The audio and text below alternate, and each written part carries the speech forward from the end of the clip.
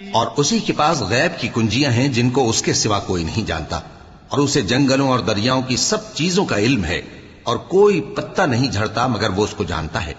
اور زمین کے اندھیروں میں کوئی دانہ اور کوئی ہری یا سوکھی چیز نہیں ہے مگر کتاب روشن میں لکھی ہوئی ہے۔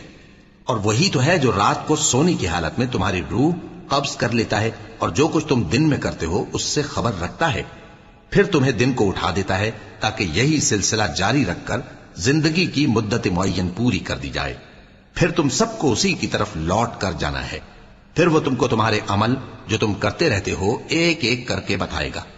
اور وہ اپنے بندوں پر غالب ہے اور تم پر نگہبان مقرر کیے رکھتا ہے، یہاں تک کہ جب تم میں سے کسی کی موت آتی ہے تو ہمارے فرشتے اس کی روح قبض کر لیتے ہیں اور کسی طرح کی کوتاہی نہیں کرتے۔